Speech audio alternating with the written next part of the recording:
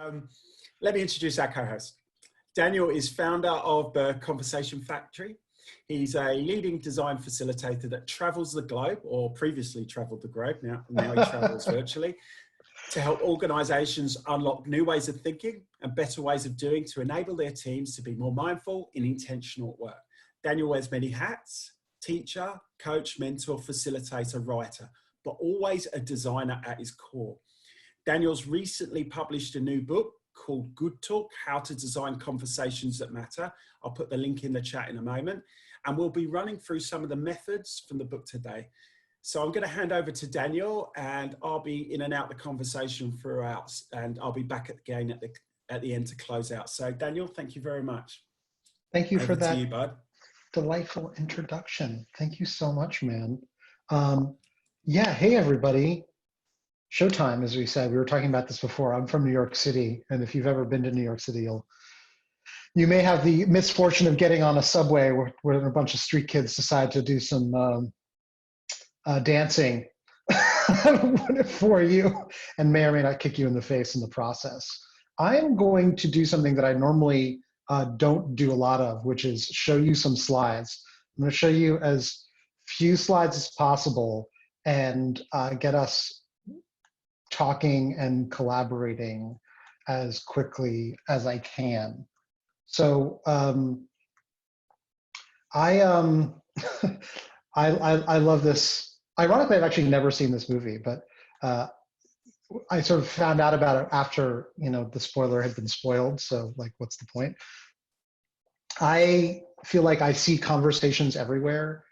They've kind of infected my brain, and I kind of like the world is food to a chef.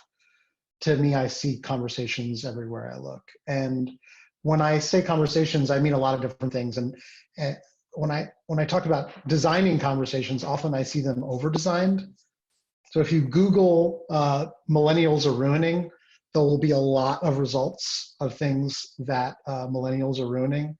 Amongst them, mayonnaise. They're not buying mayonnaise anymore. They're not buying paper towels or napkins.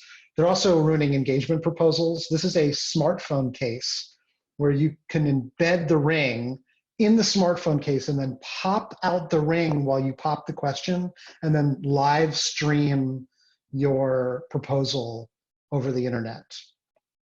I don't know about you, but that makes me, I don't like yucking somebody else's yum, but to me that's a little much.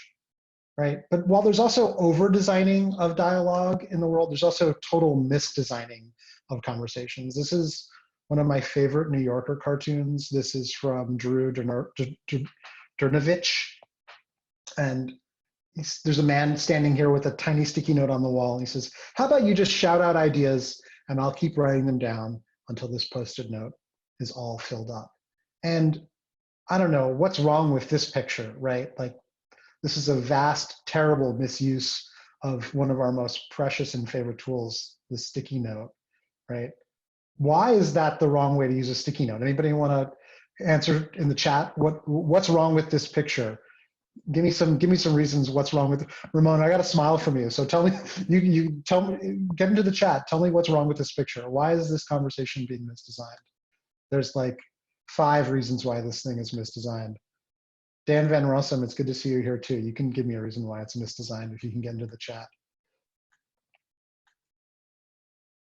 Yeah, exactly. You're not supposed to, if you're using your sticky notes for laundry lists, it is the wrong, it's not for just one. Yeah, there's the sticky notes tiny. There's only one sticky note. There's like 7 people, 8 people. Yeah, 7 words per sticky note, max. Yeah, totally. The content needs to be visible. They're standing like 10 feet away from that sticky note. Also, exactly. Thank you for saying that, Hayden. That's exactly what is, yeah, is he even using a Sharpie? I don't know. He might be using a ballpoint pen. It's terrible. And he's totally going to write on the wall. Somebody, Hayden, I think, said something about engagement. Like, all of these people are just leaning way back. He is doing all of the work. And so there's so many ways that we as facilitators would design a conversation that they're just not doing at all. And it's kind of crazy. So I have been hosting a podcast for the last 2.5 years now, interviewing people who are much smarter than me about ways that they design conversations. And that ranges from my friend Grant Random, who is a radio host on SiriusXM. I love this interview. We sit down, get drunk for an hour and a half, and talk about how to interview a rock star. Now, we all need to interview people. He interviews Marilyn Manson and Gavin something or other. I don't know all the people he interviews. And then you have people like my friend Eve Rodsky, who has a New York Times bestselling book where she wants to redesign the conversation between couples about how they divide the work in their relationship. And so she designed a card game that helps couples unpack that sticky conversation and reimagine how they want to share things. My friend Ian Altman, who wants to design the sales conversation better, or my friend Barbara Salyehu, who's designed a 5-day design process that is probably the opposite of what you're thinking of. It's an amazing, eye-popping episode. I highly recommend it. And if you go to theconversationfactory.com, listen, you can obviously, plugging away, you can listen to all of those amazing episodes with those lovely people. So why do conversations even need to be designed? Why do conversations matter? I mean, to me, I would say our lives are built one conversation at a time. And our lives are defined by the conversations we can and cannot have. And similarly, our organizations are defined by the conversations they can or can't have. Right? There's a famous quote from, oh man, I'm going to misremember it. But there's this sort of classic quote of, if there's more truth in the hallways than there are in the meetings, you've got a really big problem. And those 3 lines are actually the opening lines to Good Talk. It will be eventually available worldwide. Right now, because of the corona epidemic, shipping from Europe, where it's being published and printed, to Ohio, where worldwide distribution will be from, is slowed down. So in the meantime, you can go to conversationfactory.com/goodtalk and just get 2 free chapters of it, free of charge. So let's talk about design. As Dan said, I'm a design junkie, and this is one of my favorite design quotes about design.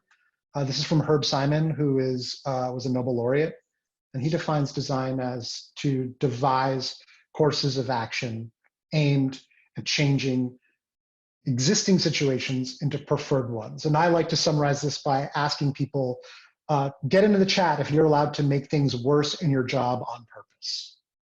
Go ahead. If you're allowed to make things worse on purpose and that's your job, let me know. That's great. Most of us have to make things better on purpose. We're not even allowed to generally make things better by accident. You don't get a lot of credit for making things better by accident. Any haters out there? Yeah, thanks, Dan. Right? So design is something that we all do. Everybody designs in some way, shape, or form. And mostly what I think we're doing is we're designing conversations. So let's do something that I like to call chat storm. So we're not going to actually go into the chat just yet. I just want you to think of like 3 conversations in your life and in your world and in your work that you think need to be better designed. And I'd like you to type it into the chat window, but we're going to press return at the same time. And we'll just get like a hail of amazing ideas. So just take a moment and think to yourself. Kevin is deep in thought. I can see it. Yeah. Think about the conversations in your life. Which are the ones that need to be redesigned? Yeah, let's press return. Let's get the yeah, Emma, end of year reviews do not go according to plan on their own. Yeah, layoffs. Layoffs need to be better designed. Getting laid off remotely is rough. Yeah, conflict resolution. So all of these things need to be redesigned. And if you, my opinion, yeah, these are just a list. This is a tiny subset. There's like so many conversations that need to be redesigned. Offsite stand-ups, check-ins, one-on-ones, family meetings. I've had to get my mother and my father and my brother together and do some scenario planning to help my parents plan their retirement. Coaching calls, all hands, brainstorms, just culture in general. So all of these conversations need to be designed. And here's the pickle for me. I studied industrial design. And so when we're talking about physical design, yeah, truth, Chris. 100% true. When you talk about physical design, it is very clear that this person, a designer, is designing a material, a clay pot, right? So I'm going to review this again. There's a design, there's a designer, and there's a material. Now, when you go into something like UX, which is a little floofier, there's definitely design happening here. There's definitely still a designer, and the material is like, well, wait, what's the material? That's why there's, and if you go on Medium and you search for advice about how to be a better UX designer, you can start to drill down and find some touch points, some moments that we can redesign. We talk about user experience and customer journeys and flows and system maps and screens and Fitts law. If we really start to get really specific and we say, this design is not good and I would like to make it better, we have to drill down and say, what needs to be redesigned? What is the material that we're designing? And so when I first started working with a group, actually in Australia, Second Road, that called their facilitation practice conversation design, it blew my head open. This is almost 5 years ago now, and it started me on this journey to think about what is the material of conversation. If all this stuff needs to be designed, yeah, thanks for putting Fitts law in there. What material are you designing when you're designing? Right? What are the levers of design that are available to us as designers of conversations? All of these things that we put in the chat that we need to design better, what do we need to redesign if we need to redesign them better? So let's think for a minute. Let's go back into the chat and okay, what are conversations actually made out of? Think for a moment. What are the elements of a conversation? We need to redesign them, and they're all around us, and they're super important. Yeah, emotions, totally. Questions, words, opinions, participants, pauses, silence, bias. Yeah, emotion. So I recently had a podcast conversation with a woman named Aisha Barcel. She wrote a book called How to Design the Life You Love. I hope I'm not misquoting it. It's a wonderful, wonderful book. It's a delightful book. I highly recommend it. And we were talking about how if you want to design a luxury car and you want to make it really, really luxury, you can't just take some luxury and just smush it into the car. You have to deconstruct what luxury is and think about what the signals of luxury are. And when I look at some of these things in the chat window, I say to myself, it's actually really hard to design emotions. If I say, stop being so angry, has that ever worked? Or if you've ever said to somebody, relax, do they relax? Right. Tyson we've been there, right? No, they do not. And so this is the question, how do you design conversations that matter? I know you probably came here to hear me talk about how to design conversations that matter, but I like to design conversations so that everybody can participate. And so we're going to shift the interface of our conversation. And we're going to go into all of these Zoom rooms, and we're going to go into Mural, and it's going to get a little weird. Welcome back, everybody. Dan, are all the rooms closed now? It appears so. Sweet. Have you all do is I'm going to ask if there's somebody from Purple Fire who would like to put some things in the chat and maybe share one key insight. If you want to unmute yourself, if they're allowed to do that, Dan. Okay, that might be difficult. Just get them to pop it in the chat, just because I yeah, won't just know. pop it. Yeah, it's okay. Somebody from. I'll see when they. Daniel, I'll see when they put their comments in, and I'll just look for them and unmute them. That's all. So Sweet. If you want to just put your hands up. So anybody from Purple Fire want to throw some stuff in the chat about your key insights, and then Dan will unmute you and you can share some stuff. We're going to have a little bit of a fishbowl conversation now. Hello. It's hey. Noreen from Purple Flame, and Sheila was in our team as well, if you can find her amongst the chat. While you tell us what some of your key insights were and put them in the chat, I'm going to find somebody from Blue Dino to put some stuff in the chat.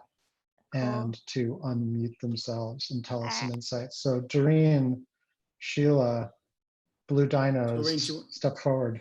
Doreen, do you want to share your insights? And we'll Yes, get who's the next group, and I'll find you and unmute you so I can. Yeah. So we just have one person from each group share. So Doreen, do you want to go first? And who's the next group? Daniel? The Blue Dinos. The Blue Dinos. I guess and then the Pink Dinos. Yeah, go for it. Cool. So basically, the way we went about it we were just dot pointing, I guess, some of the pain points that we personally experienced more around work conversations. And then after kind of just talking through that, basically we found a key theme, which was a lot of meetings or conversations are set up quite reactive. So they don't actually start with a strategy or a plan before we go in. So one of the key insights to design a conversation is basically to go in with a strategy.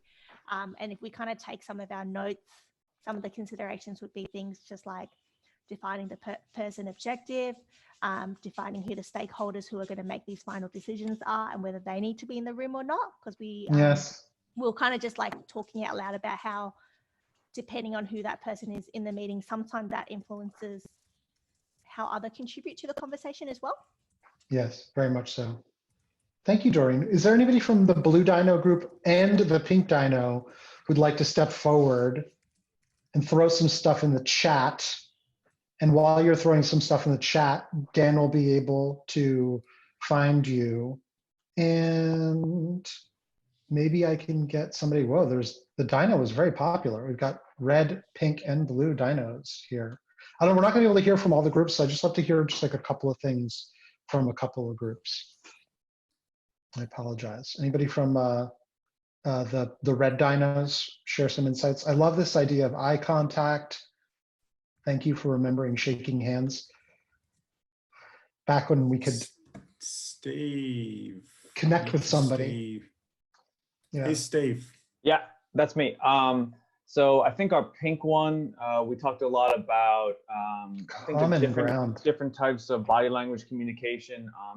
Eye contact was big, but also looking at other people's kind of conversational needs, because not everyone is okay with just full-on intense eye contact all the time. So being aware of that.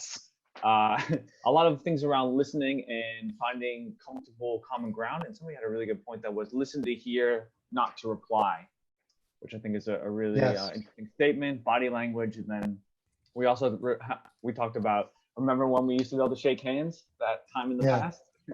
And just there is also kind of a physical aspect of conversations sometimes that sort of revolves around relationships and all these other kind of things. So a lot of I think communication was a big thing about ours.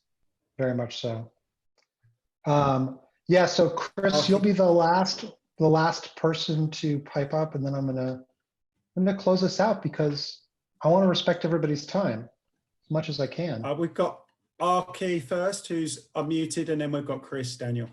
Sweet, all good. So I'm in the same group as Steve. He covered quite a bit of the points that we talked about. We also discussed things about diversity and how everybody doesn't have the same beliefs and everyone will have a different voice to bring into the conversation. So that's really important to remember as well. Yes, absolutely.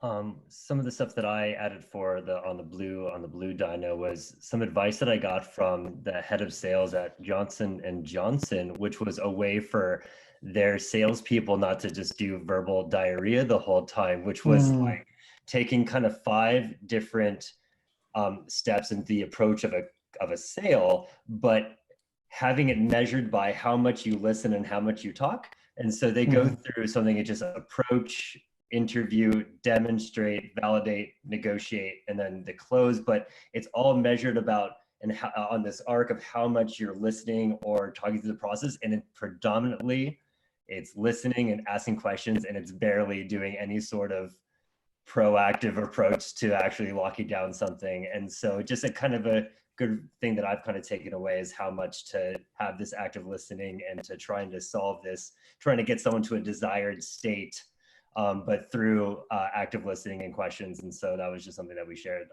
in our group. Yeah, that's awesome. Thank you for that. These are all really powerful insights. When you get right down to it, like some of it seems so dumb simple. And one of the things that I discovered in my research and interviews about designing conversations is that conversations actually have an interface. They have a place where they happen. Somebody used the term common ground. And there's the physical ground where it happens, but then there's the walls where it happens in, the space that the conversation happens in. And if you shift the interface for the conversation, you shift the conversation. Imagine having your boardroom meetings here at the beach, right? It's a very, very different experience. The space says something different about the conversation that's supposed to happen.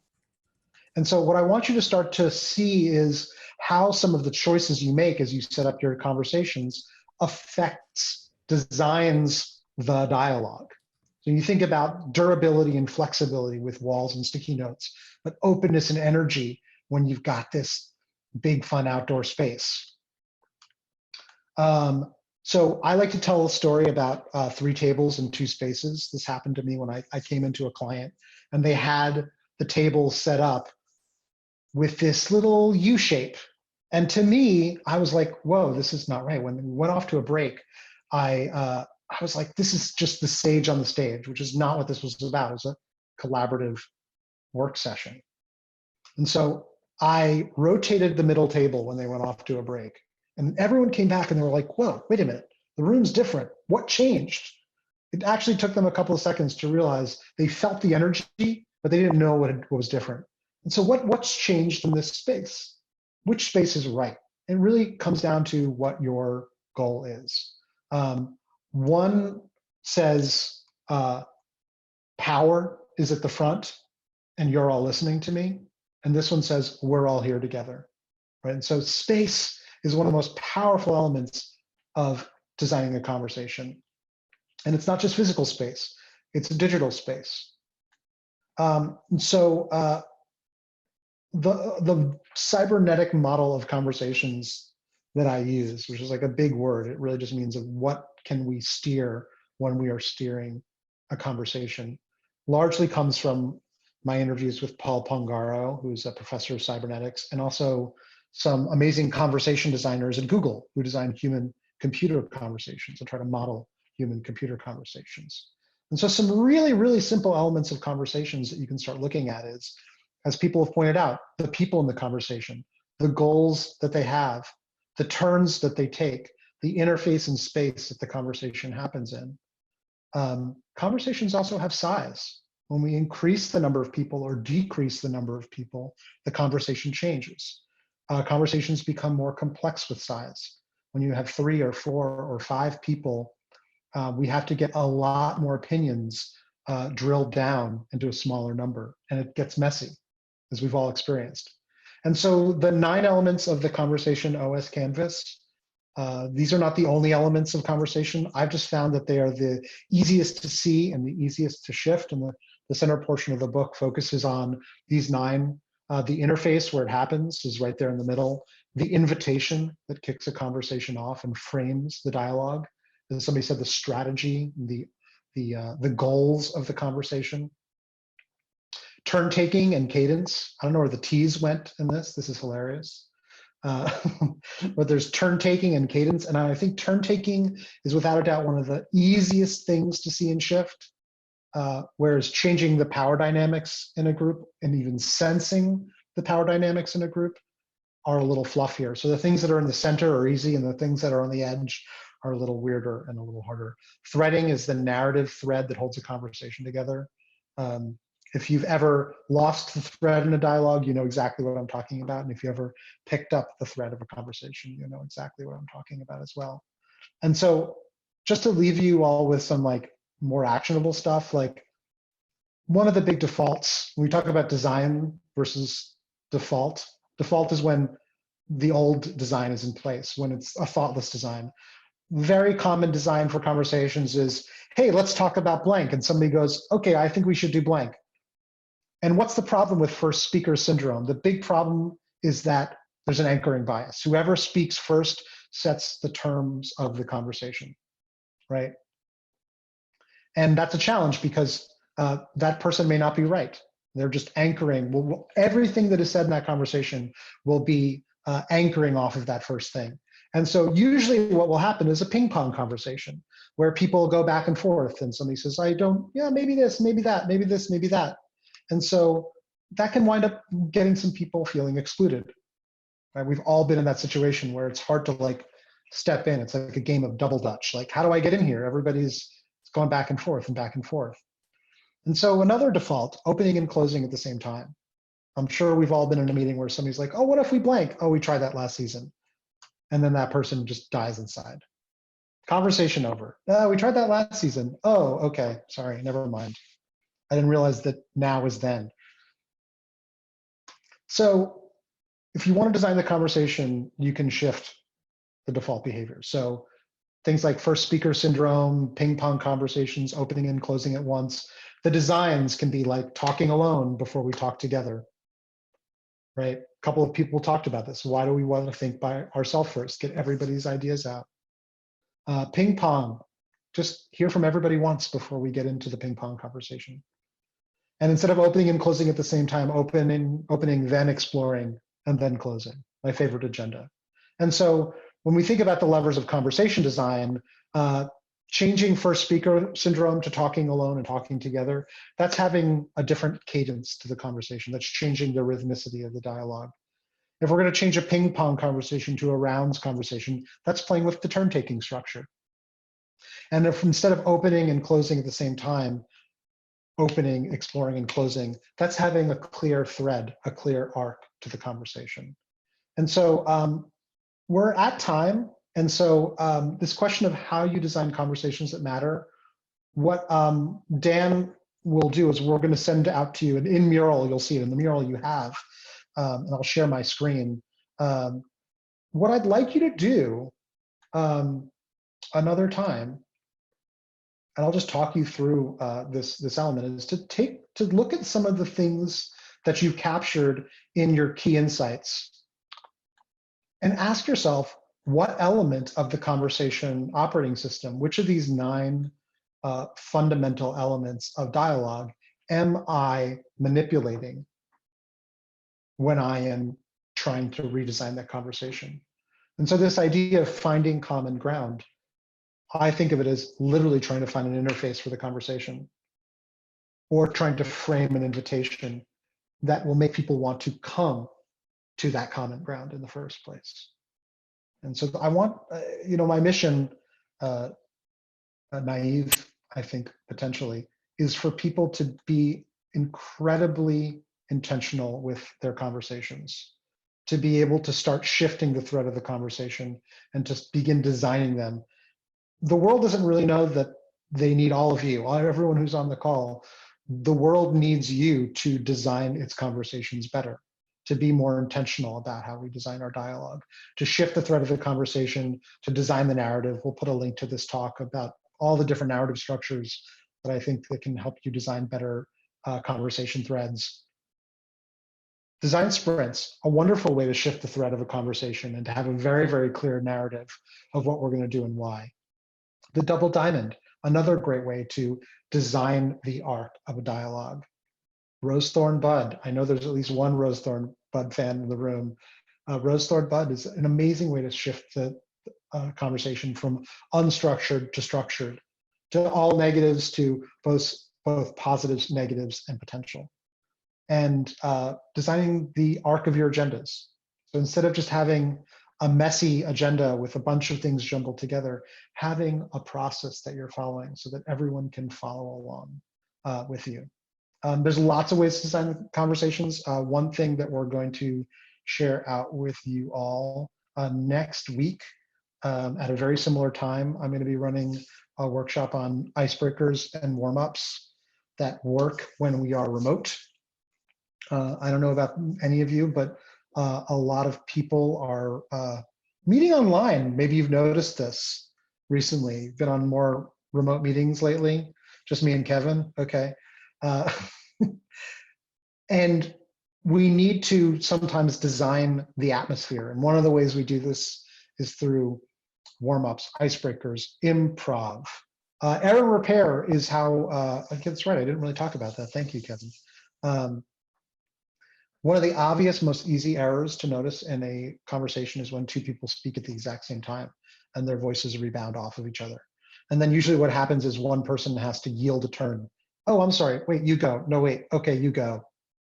Right? And we try to fix the break in the conversation. That's one of the most obvious errors and the repair that happens thereafter. Deciding what a mistake is and how to fix it before the conversation is ideal. Doing it in the middle is really hard. It's really hard to tell somebody they're not doing their job well when their job description isn't really clear. Right? Thank you for the amen on that, Chris and Carl and David, right? We've all been in that situation where, and ironically, the first step to firing somebody is telling them exactly how to do their job well, and then making it really, really hard for them to do it. It's a terrible, terrible idea. And this is how HR does it. It's like, well, it's too hard to have a real conversation with somebody about what we expect of them and what they are capable of and how to try and find a middle ground. So let's make their job just way too hard for them and then make them fail, and then we can fire them. That's misdesigning error and repair, right? Because we can't, it's so hard to fire somebody at our global bank. So this is what we're going to do, is we're going to push you out. That's a very shameful way of designing for error and repair. A great way of designing for error and repair is what one of my old partners at Design Gym, Andy Hagerman, called putting a 10 over someone's head. And when you put the numbers, when in the Olympics, and the Russians hold up a 2 and everyone else holds up a 9 and an 8 and a 5 when you do your dismount in the gymnastics, putting a 10 over somebody's head is a great way of designing error and repair and saying, whatever happens, I'm going to assume the best, right? And so that's a really different way of designing for error. There are some people who see error everywhere, and there's some people who see error nowhere. Both are problematic, right? We all know people like that. There's a story in the book about Mr. Hot and Mr. Cool. Maybe Dan can find the text message misunderstanding from Key and Peele, where they almost have an entire blowout fight all over text message. And when they shift the interface from text to in person, they immediately resolve the disagreement, right? And so that's because text messaging is a narrow bandwidth connection, and in person is a broadband connection. There's so much more information that is communicated, and yet it's so much easier to bar hop, back when we could bar hop, via text message. I know I'm not the only person who's ever been angry at a friend for calling after I've texted them the bar that we're going to. When they know I'm in a bar and they've called me, that makes me angry. I've texted them where we're going, I've texted them where we are, and they're calling me. I don't know why they're calling me. They should just come to the bar. I've sent them the information, and if they want to come, they can come, right? That's clearly just me. I'm out on my own on that one. Tyson's smiling, so I feel like I'm okay. I feel like we can open it up to Q&A and wind it down. Dan, does that sound about right? You're muted, which means you have to finish your drink. I am unmuted. Okay, yeah, let's open the floor to a couple of questions. I reckon 3 questions, and then we'll close off. I've got some links to share. I've got some different bits and bobs. So we've got someone from Sheila's asking, how is chat changing the way we have conversations? God, that's such an interesting question. Do I have to answer all the questions, or can anybody else want to answer those questions? I think it's a great question. I mean, chat is efficient. I would much rather chat somebody than call them. Also, my throat is so tired all the time from talking. It's terrible. So to me, it's like when we use a tool, we start to misuse it. We use it for everything, or we transport it. One of my favorite Slack channels is the one that I have with my fiance. It's very, very handy, right? But we don't use it to communicate during the day. We just use it to store our conversation and make it more persistent. And Steve, you're absolutely right. In Zoom, it does allow people to contribute. One of the challenges with chat in Zoom is it also disappears. So I actually don't like overusing it as dialogue. That's why we need tools like Zoom to hold the conversation and to like allow us to synthesize. You can't really synthesize in a chat window. But you're right, like it's way too easy. Like breaking up with somebody over text is terrible, right? And that's lazy. And the problem is we have that ability. And so of course we're going to misuse it. It's like having microwavable food. Like eventually you're going to make microwave popcorn, even though stovetop popcorn is better, right? So it's hard to put that back in the box. Let's have just like one more question. Anybody?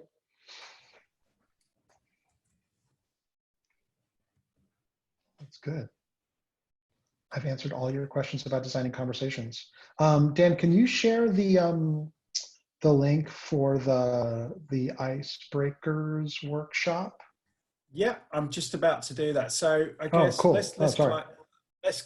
That's cool. So first up, thank you for everybody, and thank you for Daniel for sharing today. I get to say you are a rock star. Also, thank you everyone for joining us, bringing your energy and enthusiasm, taking the leap and going into the unknown of breakout rooms. I appreciate we've gone a little bit over the 60 minutes, but yeah, thank you all. Like I said, I'm going to make it worth it. So we're going to ask first up, we're going to send out a feedback form. I've just popped the link in the browser window here. If you're able to give us your feedback, I've got a treat for you just to say thank you. You just leave your email and we'll send you a mural template of the OS canvas that Daniel's been talking about. So you can take away the learnings from today and put it straight into practice. So fill out the form, give us your feedback. We really want to learn. We're still playing around with the format of these. 60 minutes is difficult, 70, 90. We're trying to work it out. Also, where are we? If you want to connect with Daniel, I've got all the links here at the Conversation Factory. I've got his website. I'll put all this in the follow-up article, but all the information there, his website, his training and workshops. He has an APAC friendly remote workshop hosted next week, much to the prompting of myself. And he's offering a 20% discount for the first 10 folks that sign up. Well, it's 9 folks now because I'm one of the sign-ups, so get in quick. Thank you. Daniel's just added his LinkedIn if you want to connect with him. Also, if you wish to connect with the broader Future of Now community, please connect with me on LinkedIn and add in your message, #FutureOfNow. So I know the context. It just makes it super easy. We have about 75 people in our LinkedIn community. It's mainly me sharing, but I'm sharing things from all over the place. It isn't a sales channel. It's just sharing interesting and informative links. If you want to learn more about More Space for Light, I've popped our links in there as well. If you want to learn more about the organizations that are connected to this event, specifically Mural as well, which you've just used today. So you're all pros at using Mural. You've done the main part, which is the sticky note part, and also Spaces, who are global, have global meeting pads. If you have something to, if you have something to share, would like the opportunity to speak, please reach out to us at our email address that we've put up. Start at morespaceforlight.com.au with Font Speaker as your subject line, and tell us what you'd like to speak about. We will be publishing this session on the More Space website and the video on our YouTube channel. We'll let you know when it's live. We'll follow up with a link next week. We'll also announce our next event in the series in the coming days. We have a really exciting speaker who we've organised. I'm really looking forward to revealing. So keep your eyes peeled across the socials. Again, thank you for being part of today. If you have any other questions about the session or remote work, please contact us at start@morespaceforlight.com.au or Daniel at theconversationfactory.com. I wish you all a lovely day, evening. Please stay safe, look after each other, stay sane. Wash your hands. For those that have wash your hands, 20 seconds, happy birthday, you know the drill. And if you can think of a more interesting song, let me know, because I've sung Happy Birthday a lot of times. My knuckles are cracking. And yeah, have a great day. Thank you so much for your time and energy, guys. I really appreciate it. Thanks, everyone. Thank you very much, Dan.